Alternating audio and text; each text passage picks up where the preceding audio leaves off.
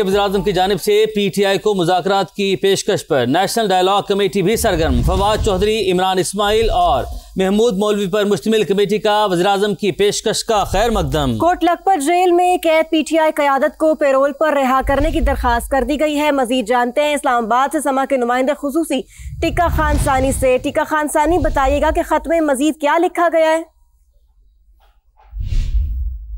जी बिल्कुल, वज़ीर-ए-आज़म की तरफ से जो PTI को मुज़ाकरात की पेशकश की गई, दावत दी गई, इस पर जो नेशनल डायलॉग कमेटी है फवाद चौधरी, इमरान इस्माइल और मौलवी महमूद की पर मुश्तमिल, इसने वज़ीर-ए-आज़म को ही एक ख़त लिखा है और वज़ीर-ए-आज़म की तरफ से जो पेशकश है मुज़ाकरात की, एक तो उसका खैर मकदम किया गया है इस ख़त में और उसको खुशाइंद करार दिया गया और साथ ही उस खत में वज़ीर-ए-आज़म से दरख्वास्त की गई है कि जो कोट लखपत में जो PTI के असीर रहनुमा हैं जिनको जो सज़ा भुगत रहे हैं कैद की, उनको बाकायदा बहाली के, उनकी रिहाई के हवाले से मुतालबा किया गया है कि उनको फौरी रिहा किया जाए ताकि मुज़ाकरात का अमल जो है वो उसकी राह हमवार हो। इसमें बाकायदा तौर पे इस खत में लिखा गया है कि मुज़ाकरात की कामयाबी का दारोमदार जो है वो एतमाद साजी के बामानी इक़दामात पर है और साथ ही कहा गया है कि एतमाद साजी के बगैर मुज़ाकरात का अमल जो है वो कामयाब और पायदार नहीं हो सकता।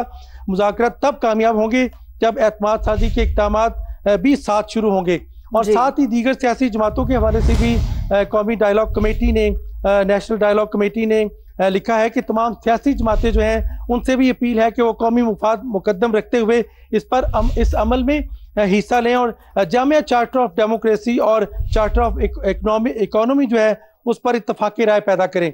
फवाद चौधरी जो इसके सरबराह हैं इस कमेटी के, उन्होंने बाकायदा एक्स मैसेज के ज़रिए इसको जारी भी किया है और ये मुज़ाकराती कमेटी वो है जो कोट लखपत में मुलाकात के लिए असीरान के पास गई थी और उसके साथ साथ दोनों जानिब हुकूमत और PTI के दोनों अतराफ इनके राब्ते हैं और ये कोशिश कर रही है कि मुज़ाकराती अमल शुरू हो, ताहम इनकी शराइत सामने आई है। मुज़ाकरात के हवाले से लिखा गया। बहुत शुक्रिया टीका खान सानी, आपने बड़ा तफसीलन हमें अपडेट किया। दूसरी जानिब आपको बताएं कि पाकिस्तान ने जुलाई ta नवंबर $3 अरब से ज़ायद बैरूनी कर्जा हासिल किया, जबकि 15 अरब 32 करोड़ रुपए मालियत की ग्रांट मिली। माली इक्तसादी उमूर डिवीजन ने मौजूदा माली साल में अब तक मिलने वाले बैरूनी कर्जे और ग्रांट की तफसीलात जारी कर दी हैं। रवा माली साल में मजमूई तौर पर तकरीबन $20 अरब की बैरूनी माली मुआवनत का तखमीना है।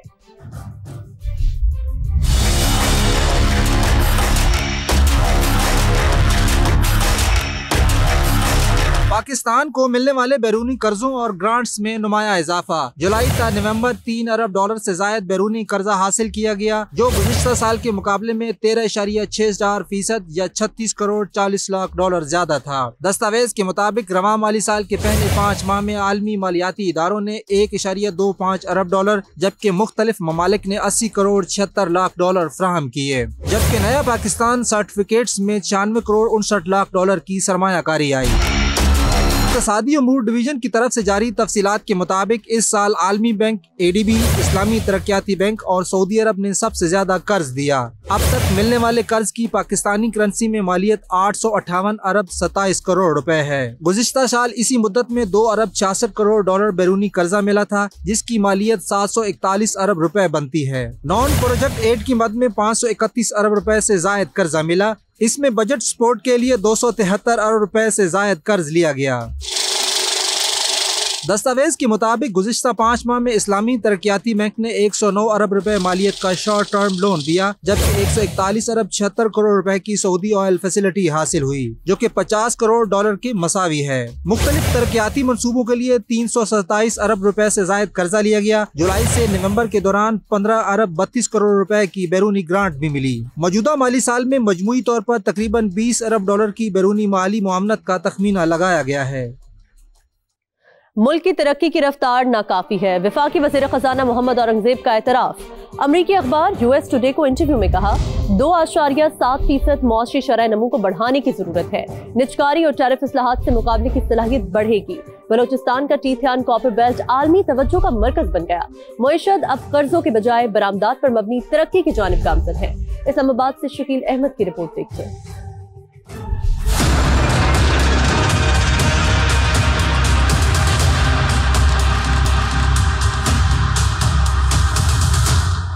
वफाकी वजीर खजाना ने मुल्क के माशी इस्तेहकाम के बाद तरक्की के सफर पर गामजन होने की नवी सुना दी। अमरीकी अखबार को इंटरव्यू में मुल्की और आलमी एतमाद में इजाफा होने की निशानदेही, मईशत की कर्जों के बजाय बरामदात पर मबनी तरक्की का भी बता दिया। महंगाई में नुमाया कमी और ज़र मुबादला ज़खायर में इजाफा माशी इस्लाहात का नतीजा करार। 2.7% माशी नमू मस्बत मगर नाकाफी होने का एतराफ़ किया। US टुडे को इंटरव्यू में सेनेटर मोहम्मद औरंगजेब का मजीद कहना था कि प्राइमरी बजट और करंट अकाउंट सरप्लस अहम संग मील है। शरह मुबादला में इस्तेहकाम से सरमायाकारों का एतमाद बहाल हुआ। टैक्स, तवानाई और सरकारी इदारों में इस्लाहात जारी हैं। IT बरामदात $4 अरब से तजावुज 5 साल में 2 गुना होने का इम्कान है। निजकारी और टैरिफ इस्लाहात से आलमी मुसाफकत में इजाफा होगा। आलमी बैंक के मुताबिक पाकिस्तान में ईस्ट एशिया मूवमेंट का इम्कान है।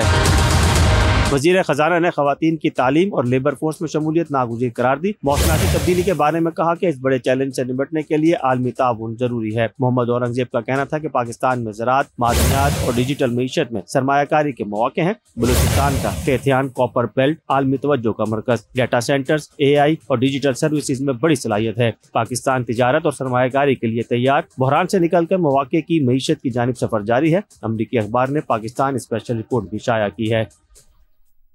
स्वीपैक गेम चेंजर मंसूबा पाक चीन दोस्ती की अजमत का आगाज है। तरक्की और खुशहाली की नई राहें खुली। पाकिस्तान का चीन के साथ आयरन ब्रदर का ताल्लुक है। दोनों मुल्कों की हर सतह पर मजबूत ताल्लुकात हैं। वफाकी वज़ीर इत्तलात अता तारड़ का इस्लामाबाद में तकरीब से खिताब, कहा पाक भारत जंग के दौरान फेक न्यूज़ का सैलाब आया। भारतीय मीडिया ने झूठा प्रोपेगेंडा किया।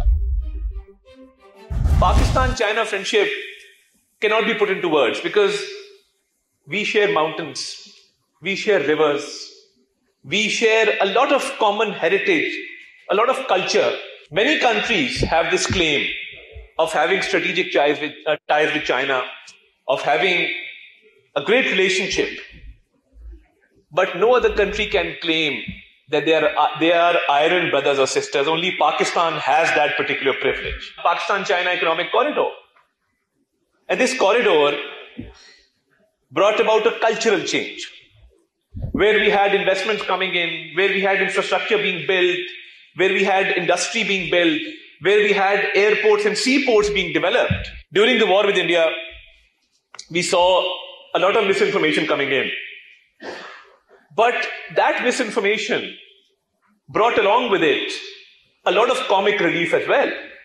So when the Indian media destroyed the port of Lahore or the port of Multan, we really enjoyed that misinformation. आगे बढ़े और आपको बताएं कि मुत्तहिदा अरब अमारात के सदर शेख मोहम्मद बिन ज़ायद अल नहयान का दौरा पाकिस्तान। मुत्तहिदा अरब अमारात के सदर जुमे को पाकिस्तान का दौरा करेंगे।